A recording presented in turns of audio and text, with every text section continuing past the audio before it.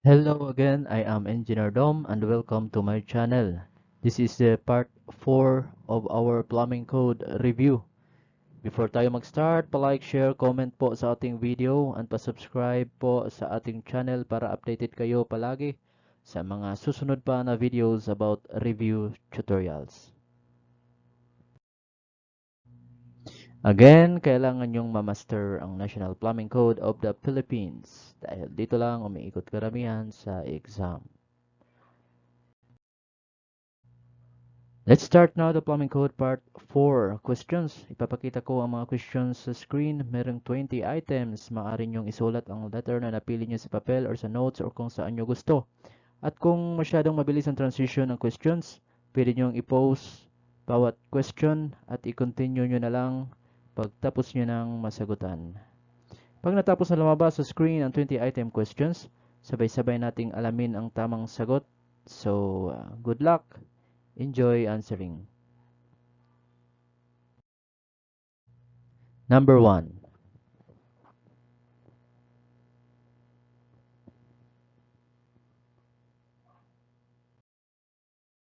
Number 2.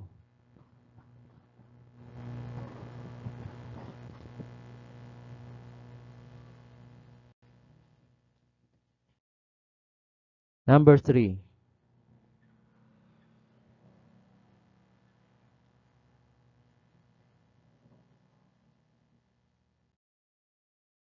Number 4.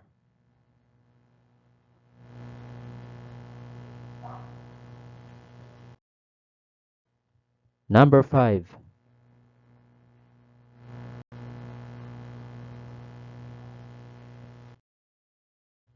Number 6.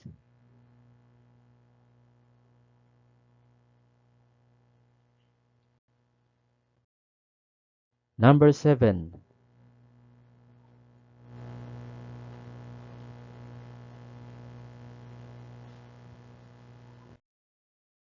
Number 8.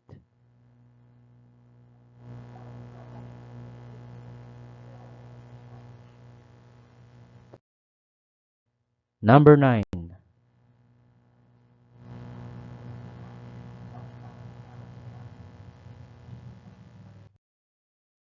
Number 10.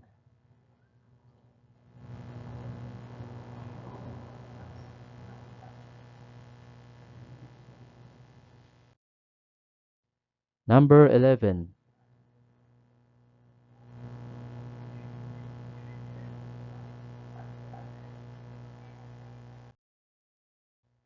Number 12.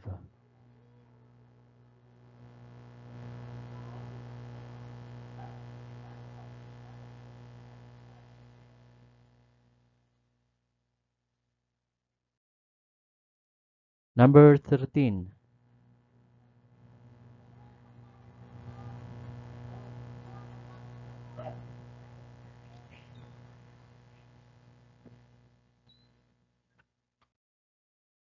Number 14.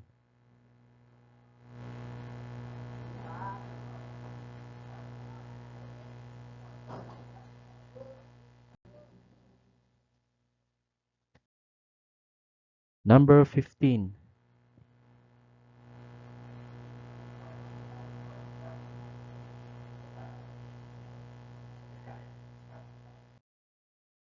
Number 16.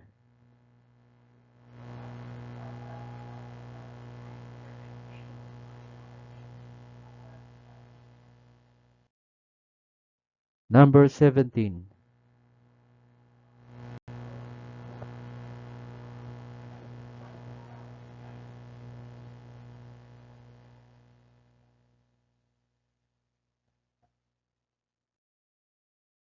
Number 18.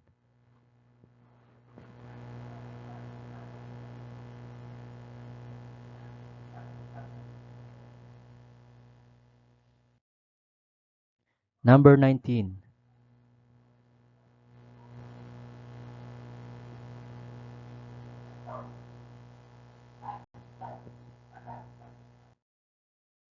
And number 20.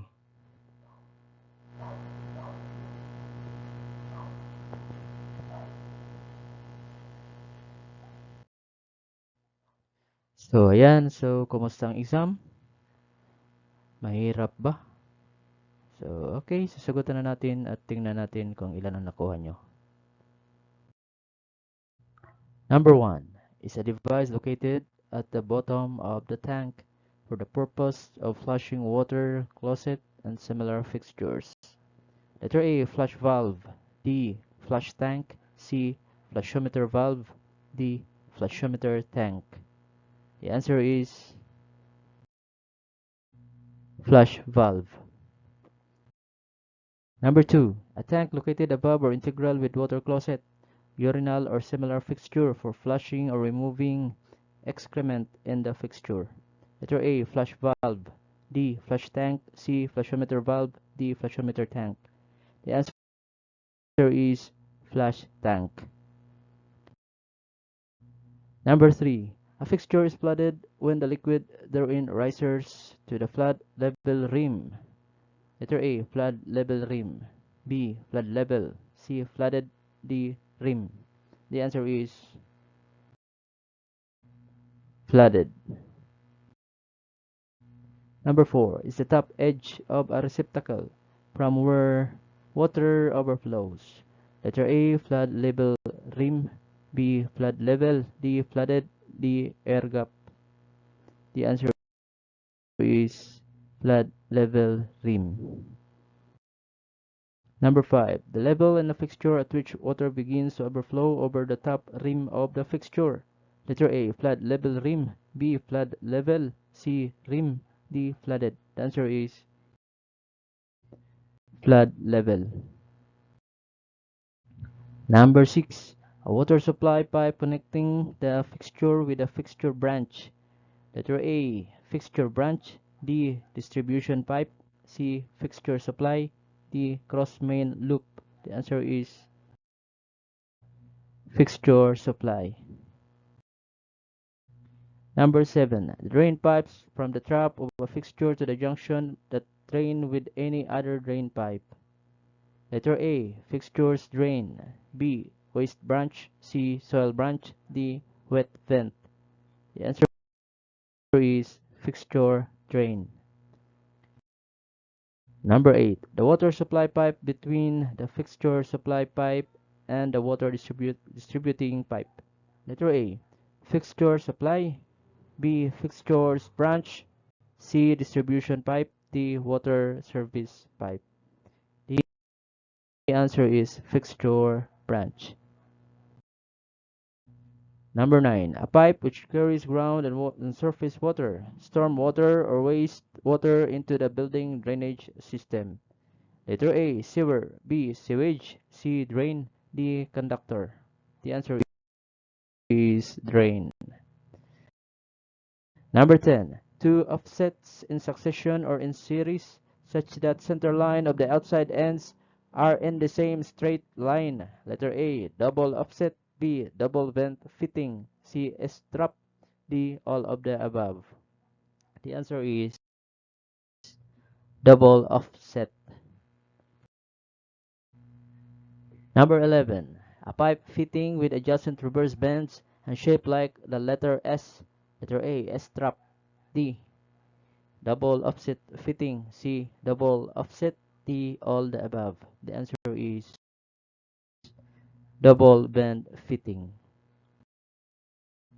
Number 12. The liquid or waste or waterborne waste derived from the ordinary living process, free from industrial waste and of such character that permit satisfactory disposal without special treatment. The answer is domestic sewage. Number 13. Any connection or arrangement, physical or otherwise, bet a potable water supply system and any plumbing fixture which enables non-potable use, unclean, polluted, contaminated to enter into any part of potable water system. Letter A, cross connection. B, backflow. C, back siphonage. C, back pressure. The answer is cross connection.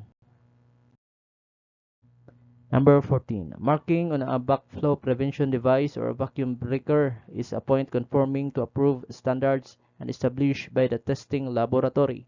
Letter A, marker. B, critical level.